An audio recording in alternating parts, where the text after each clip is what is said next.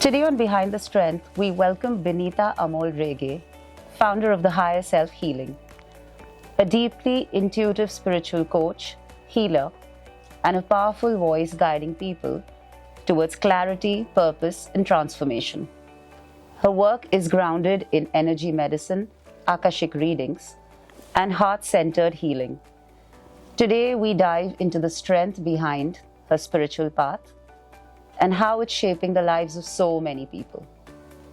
Welcome to Behind the Strength, Binita. Thank you, Priya. Binita, your story is rooted in personal transformation. Can you share the incident that awakened your desire to be a medium to help people? So, we will have to go back in my childhood. I still remember around when I was like 4 or 5 years, I had my first vision, and I knew that I can connect with the energies that are not from earth or they are from higher realms or beyond. But I was not taken seriously like most of the healers, and it was brushed aside by saying that, oh, you're imagining, you must have seen the dream and all. But those visions kept coming, and because of whatever you would call social conditioning or a not supportive environment, or the society, the way it is kind of not spoken in society so freely. Yes. So it was brushed aside. Then I had a normal childhood, but I was always attracted to these modalities, so even in the school I kept learning something, even in college I kept learning something, and there was this one time when I realized, by the time you're 21, 22, you realize like life comes into the perspective, and Absolutely. you know, no matter what I do, my connection with these higher realm and energy is going to remain constant. Okay. I didn't do anything about that at that time, because we have aspirations, we have careers to make and all of that. But even if when it was shoved at the back of mind or in the background, what you say, I was still always reading up for myself or very curious how people do it and all. I remember very precisely somewhere in the beginning of 2006, there was this yearly tarot spread which had come in Times of India, and that reading, something shifted inside me, and I knew if I am not going to do anything about it now, I'm going to be really miserable, and I didn't want that. So that was the beginning, and yeah, that's at that moment I just knew that I have to do something. That was the turning point, is what you're saying. Yeah, but I was still not very clear that I would be taking it forward and make it a kind of a profession and help out others. That time the focus was only on me, that okay, I'm going to help myself, and I'm going to grow with this knowledge of mine. That was the aim. So you're talking about visions. Do you feel as you started growing older, these started getting stronger, but you were, of course, following the path that, as you mentioned, social conditioning, we're meant to follow that path. So you push these visions, right in the background, somewhere in your head. But do you think they were getting stronger as you were growing older? Yeah. It was more, personally, I believe in signs. Were you getting these signs? When you say visions, of course, that would be your personal experience. But was there anything that you felt was getting stronger and stronger as you were growing? The intuitive insights? Like Insights, anything, yeah. it can either be a metaphysical vision or a physical sign that you might just, get, like, which is kind of guiding you. We don't really focus on that, but it's always there. So is that something that was happening? Yes. So I would call it an inner voice. Right. So if I'm meeting a group of people, then I would exactly know that how the meeting is going to be, or I would just guess that okay, this situation is going to take a particular turn. But I had learned to keep quiet and not say it, because otherwise people would, they name call you. Ki, The prejudices that exist, coexist, I would Yes. say, yes. Yeah, so it helped me till I believed it. Yeah, so it always helped me. Great. Today, many women, men as well, we were just discussing, men have a lot of issues that they navigate through. Yeah. Emotional, mental, so many stresses that are a part of your day-to-day life. How does something that you are, a medium for, you're channeling, how does this handhold them through their journey in their practical life? Because there is always a balance between the two realms. So where is that balance for any person who would probably visit you or come to you for healing? So let's understand why in this modern times we are facing problems like this. Because we have, first of all, the life has become really very chaotic. Okay, we have a lot of distractions, social media, electronics and everything. We're losing touch with nature. That's one thing. Second thing, there are a lot of limiting beliefs that we carry. Some of the limiting beliefs we have formed when we are growing up. Some of them are passed on to us from our ancestors. So these are the limiting beliefs. Then again, I would again repeat the social conditioning that you are expected to behave in a certain manner. These things, when they combine, they restrict a person. Okay, so you are going away farther and farther and farther away from your authentic self that you are supposed to be. So there are expectations, there are how it is going to look outside into the society. People are going to judge me, fear of rejection. So when all of these things started, showing up in your space, you are going to have a person is going to have a confusion. Because their authentic self is telling them to do something, but they are restricted, they are tied down, they are not able to do that because of these external periphery energies.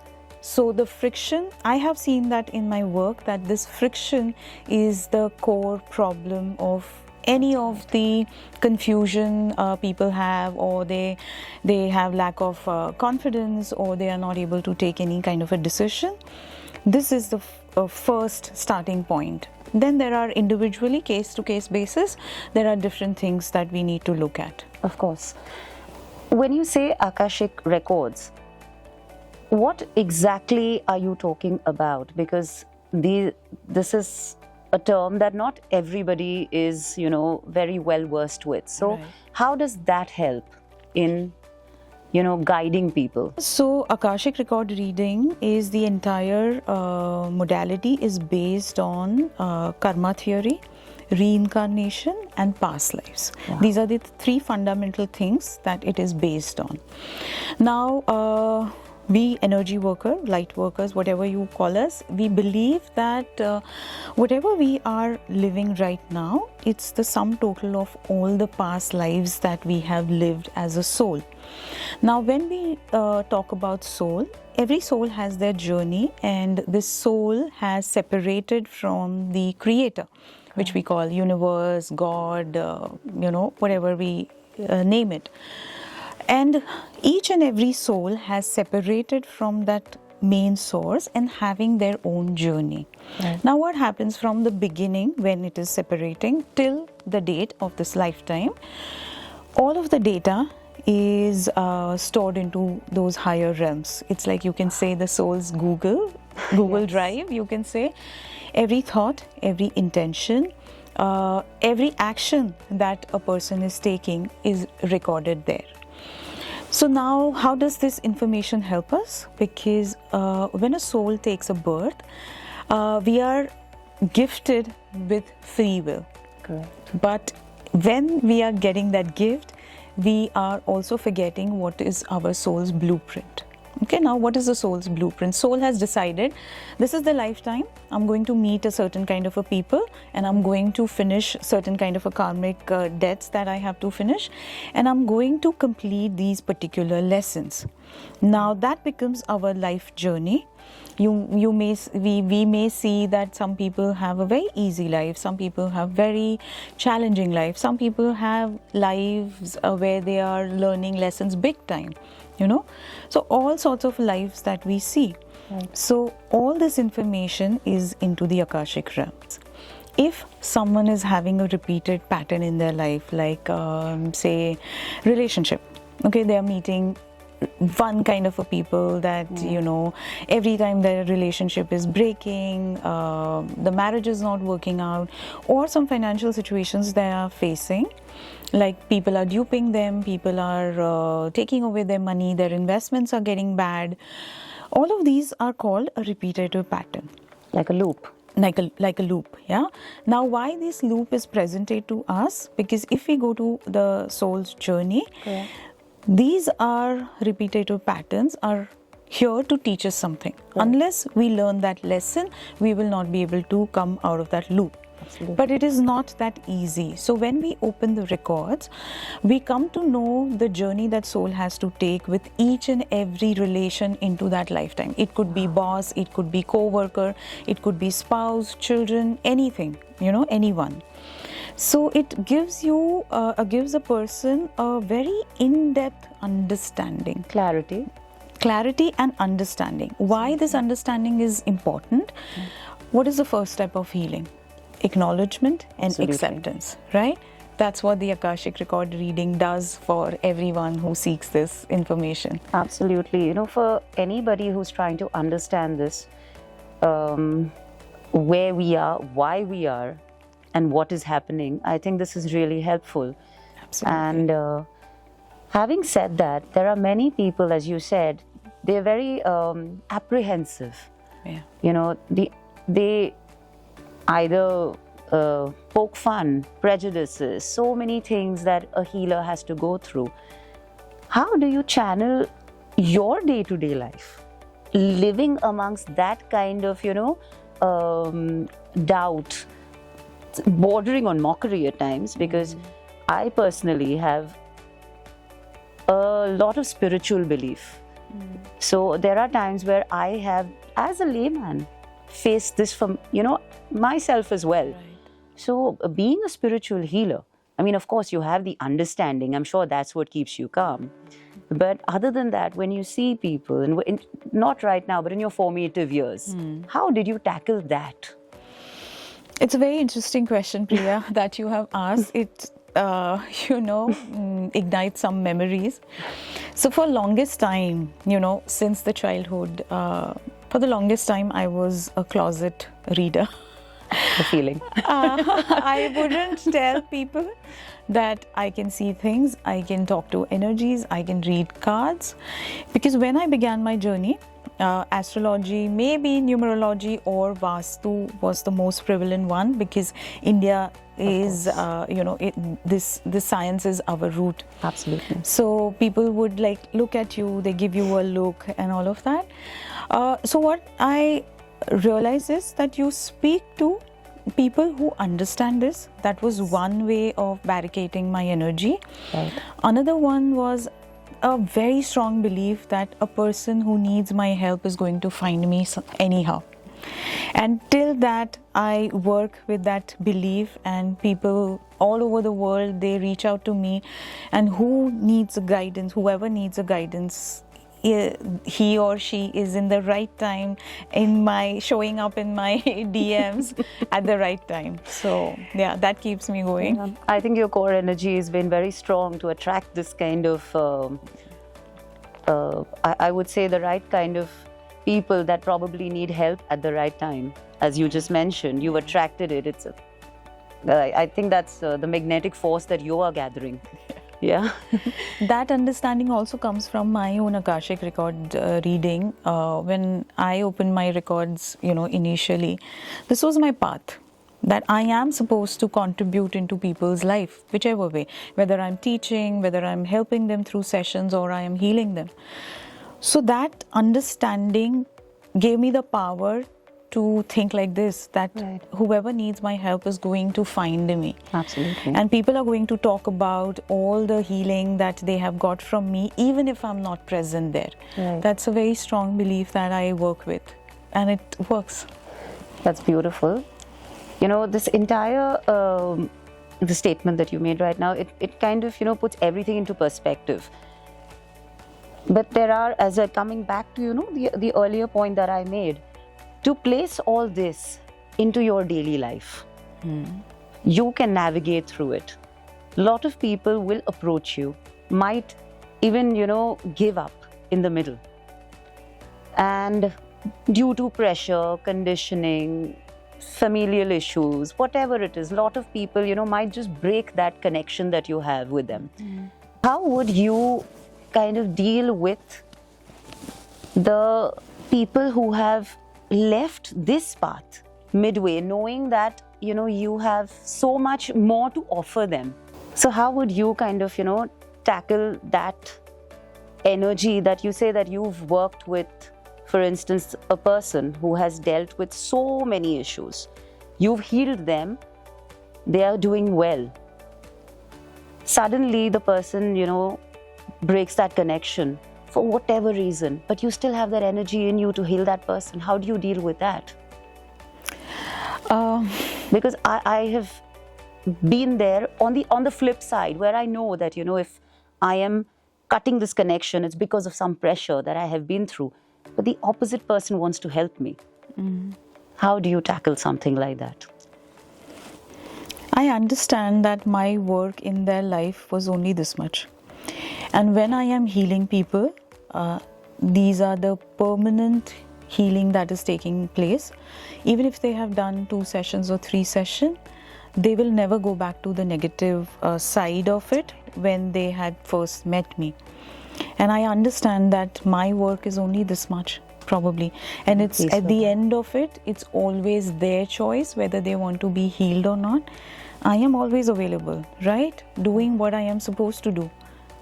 So I feel it's, first of all, they're using their free will. Right. They have decided that, okay, we have healed ourselves and this is enough. Okay. Fair enough. And as it is, my work is not something where I'm going to handhold people forever. Wow. Yes. My job is to heal them, help them take care of themselves, and leave them in their life happily. Okay, Yeah. so that kind of gives you the peace of, you know, guiding people through their journey. A lot of people that I know visit healers. Now they are, you know, so into the healing, but they have family pressure where they say that, oh, what are you doing? You know, this all is, as I said, the other people who do not understand it mock them. The social conditioning overpowers their journey of healing. They haven't, of course, got the vision of the healer. They are working from the opposite end. So all that kind of makes a difference in their path, where they know there's a part of them where their core energy knows that they want to come to the healer, but the social conditioning pulls them back. This becomes a lesson for them also, because this brings us to how they are standing up for themselves, how Right. they are tapping into their own energy. So this becomes a lesson. Right. So as a healer, I am supposed to, you know, stay in my lane, if I may say, because healing you cannot have be your- because healing cannot be forced. Right. If the person is coming willingly, the receptivity of those energy is very high. And I have seen huge transformations in people. Correct. You know, so this becomes a lesson for them also, that how they are navigating, and probably they are into this situation because the surrounding environment is pressuring them a Yes. lot, Precisely. right? Is there any message that you want to give to, you know, those people, those individuals who have this, let's say, a little obstacle in their mind, like a little bit of something that stops them, some hesitancy? So like people judging them, close people judging Yes, them. it is not them. It is the people who kind of, it's as they say in school, it's peer pressure, or it's your conditioning, whatever it is. There are people who kind of pull you back from that journey. So as a healer, how I see, as I was just telling you, that it is their journey, and this is precisely one of their biggest lesson, where they are standing up for themselves. They are listening to what their inner voice is saying. Having said that, many times there are a lot of responsibilities, and they cannot continue with their energy work, I mean. So what they can really do is the small steps that they can take into their personal space.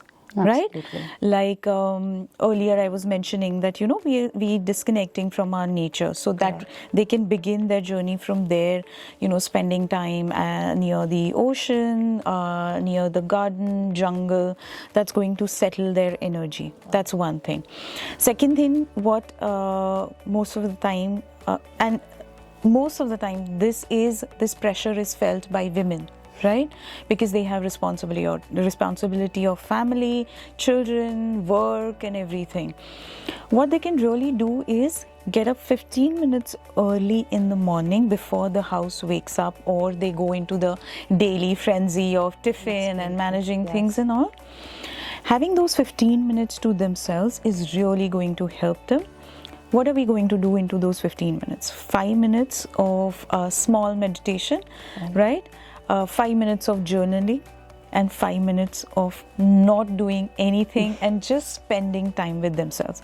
This 15 minutes is going to set a tone for that day, all right? And if they seriously continue, they are going to find the way of dealing with this pressure. And I have seen that with my clients. Like, as you were saying, that there was this client, she had a lot of pressure from the family, because they all are probably, intellectual people working at a very higher post, and they don't believe into all of this. Right. This is how, but she kept in touch, and she kept asking for the guidance, and this is how, she went ahead with her journey till she found a footing and come back to me for the healing. So these 15 minutes are really very important. Spending time in nature is very important. Developing a hobby, it may sound very cliche, but it is really activates our womb space, and it is really very important for women to follow their activities they love. If every day is not possible because of the work and everything, once or twice in a week, removing that much time to do the hobbies that they love is very important. Very important. I think these 3-4 things, if they continue doing it, they their help healing, center them. Yeah, they are completely not stopping their healing journey. Right. They are, it's ongoing. Yes, It's ongoing. yes. Very interesting. You spoke about the womb space. Coming to that, what for the people who are not, again, they're not sure about what womb healing is, can you throw some light on that? Because that kind of gives you an insight into something deeper. So whenever we say womb healing, people think that this is for women, and it is something to do with our, reproductive system, and this is what we're going to do. No, but it's not about just women. We all have womb, whether it's male, female, and this is a space where a human being creates from. Okay, this is our power, where our creativity, our love, our passion is stored. So womb healing is for everyone. So it's not only, we're not actually healing just the reproductive system. That's just part of it, where we are looking at a menstrual cycle and healing it. But mainly it is for how you can bring in more energy into the work that you are creating. If you're creating a new recipe, if you are heading a project in your corporate work, everything is done from the womb space. Womb space is connected with our heart, and when you understand that connection of two, you can create wonders in whatever work you want to do, whether it's raising a family, raising a very grounded children, or you heading an international project, anything that you want to do, womb healing really helps you. Okay. It's like the ground zero of a person's Absolutely. Yeah. inner That is self. where a human being has the power to create. Yeah, that kind of makes sense, because that is literally where you started. Yes. How do you know which tools of divination you need to work with when you see someone coming in? I'm sure that is now more intuitive.